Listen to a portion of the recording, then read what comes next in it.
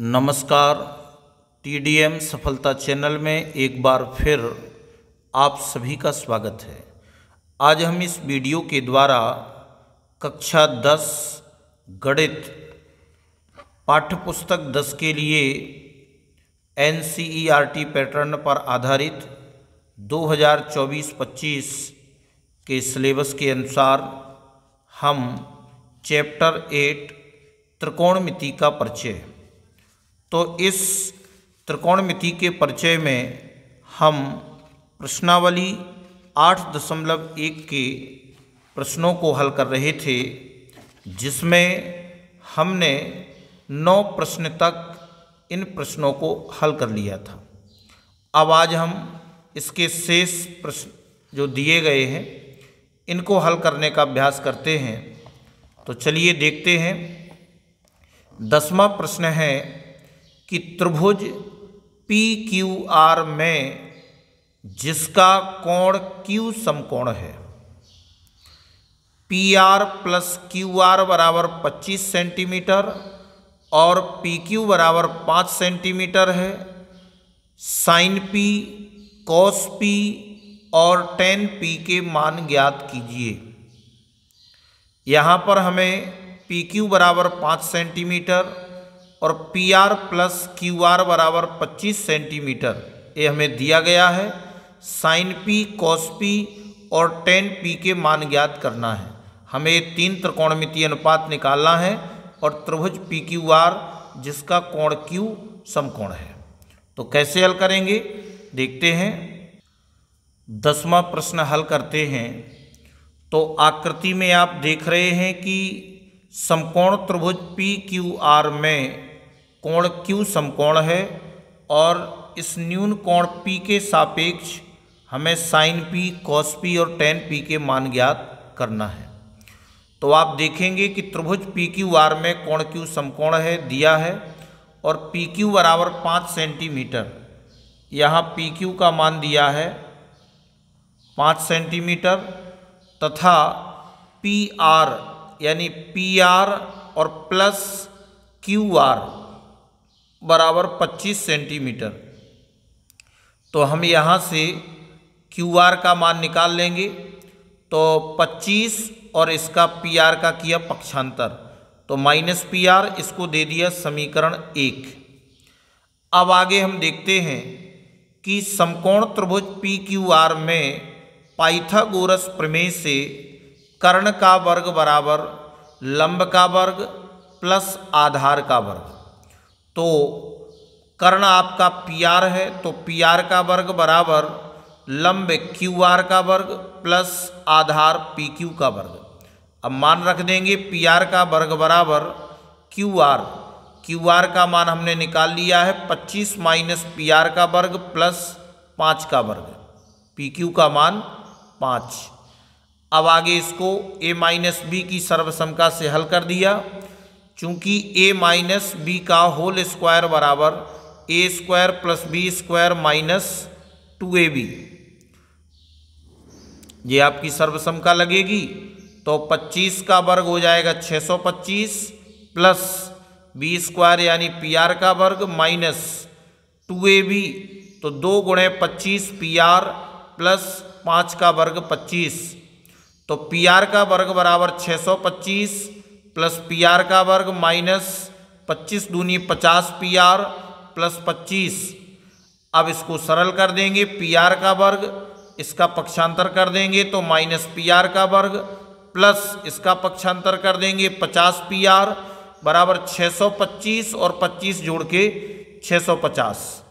अब ये आपका ये दोनों कैंसिल हो जाएंगे और यहाँ बचेगा PR बराबर 650 और जो गुणा में है ये भाग में आ गए। अब 5 का भाग दे दिया, 0 से 0 और 13 पना 65, ये आ गया PR का मान 13 सेंटीमीटर। किसका मान? PR का मान 13 सेंटीमीटर। ये 13 सेंटीमीटर हो गया। अब हम इस PR का मान समीकरण 1 में रख देंगे। तो QR बराबर 25 माइनस 13 है, तो 25 में से 13 घटाएंगे तो 12 सेंटीमीटर। तो ये किसका मान आ जाएगा? जे मान आ गया QR का। कितना? 12 सेंटीमीटर। अब हमारे समकोण त्रिभुज की तीनों भुजाएं ज्ञात हो गई। तो अब हम क्या करेंगे कि इसमें अब जो हमें मान निकालने हैं साइन पी, तो साइन होता है लंब बटे कर्ण, लंब है आपका क्यू आर बटे कर्ण है पी आर, तो क्यू आर का मान 12 बटे पी आर का मान 13 है। और कॉस पी बराबर आधार बटे कर्ण, आधार है पी क्यू और बटे कर्ण है पी आर, तो ये हो जाएगा पी क्यू का मान 5 और पी आर का मान 13 है, तो 5 बटे 13 है। इसके बाद tan p बराबर लंब बटे आधार, तो लंब है आपका क्यू आर और आधार है पी क्यू, तो ये हो जाएगा 12 बटे 5। इस तरह से हम इस 10वें प्रश्न को हल कर लेंगे। 11वां प्रश्न है, बताइए कि निम्नलिखित कथन सत्य हैं या असत्य, कारण सहित अपने उत्तर की पुष्टि कीजिए। तो यहाँ पर 5 भाग दिए गए हैं। पहले भाग में कहा गया है कि tan a का मान सदैव 1 से कम होता है। तो हमें सत्य है या असत्य ये बताना है और इसका कारण भी देना है। तो आप कैसे कारण देंगे?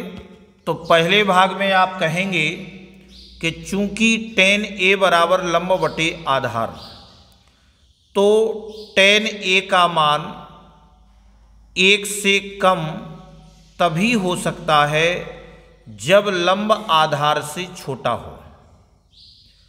लंब आधार से छोटा हो तभी tan a का मान 1 से कम हो सकता है, परंतु ऐसा सदैव होना आवश्यक नहीं है।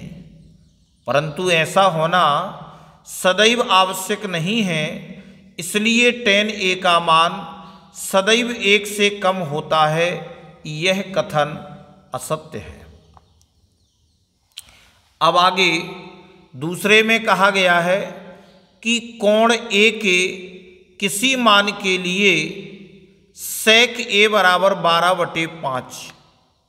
तो आप इसमें कहेंगे कि यह सत्य है, क्योंकि त्रिभुज ABC में sec a बराबर कर्ण बटे आधार, तो कर्ण 12 हो गया और आधार 5, sec a बराबर 12 बटे 5, जो कि संभव है। ये तो संभव है क्योंकि कर्ण समकोण त्रिभुज की सबसे बड़ी भुजा होती है। इसके आगे कहा गया है कि cos a और कोण a के कोसकेंट के लिए प्रयुक्त एक संक्षिप्त रूप है। कोसकेंट के लिए प्रयुक्त संक्षिप्त रूप है। तो तीसरे भाग में हम बताएंगे कि असत्य है, क्योंकि cos a कोण a के कोसाइन के लिए प्रयुक्त संक्षिप्त रूप है। cos a कोसाइन के लिए प्रयुक्त संक्षिप्त रूप है, जबकि कोण a के कोसकेंट के लिए प्रयुक्त संक्षिप्त रूप कौशिक a है। कोसकेंट के लिए प्रयुक्त संक्षिप्त रूप कौशिक a है। अब आगे चौथे में कहा गया है कि cot a cot और a का गुणनफल होता है। तो आप बताएंगे इसमें कि यह कथन असत्य है, क्योंकि cot a का अर्थ कोण a के कोटेंजेंट से है, यानी स्वतंत्र रूप में cot a का कोई अस्तित्व ही नहीं है। cot का कोई अस्तित्व ही नहीं है, अतः cot और a का गुणनफल कभी भी cot a नहीं हो सकता। a नहीं हो सकता। तो अब आप समझ गए होंगे। और इसके बाद अंत में पांचवा पूछ रहा है कि किसी भी कोण थीटा के लिए साइन थीटा बराबर 4/3। किसी भी कोण थीटा के लिए साइन थीटा बराबर 4/3। तो अब आप इस पांचवें में बताएंगे कि किसी समकोण त्रिभुज में कोण थीटा के लिए यदि साइन थीटा बराबर 4/3 तो इसका अर्थ है कि थीटा की सम्मुख भुजा और कर्ण का अनुपात, थीटा की सम्मुख भुजा और कर्ण का अनुपात 4:3 है। परंतु कर्ण समकोण त्रिभुज की सबसे बड़ी भुजा होती है, अतः दिया गया कथन असत्य है। दिया गया कथन असत्य है। इस तरह से हम इसका कारण दे देंगे और इस कथनों को हमने बता दिया है। तो इस वीडियो में बस इतना ही।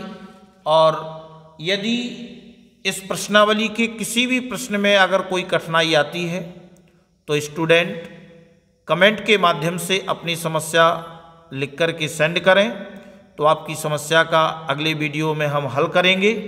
और आपको ये वीडियो अच्छा लगा हो तो वीडियो के लिए कमेंट और शेयर अवश्य करें। धन्यवाद।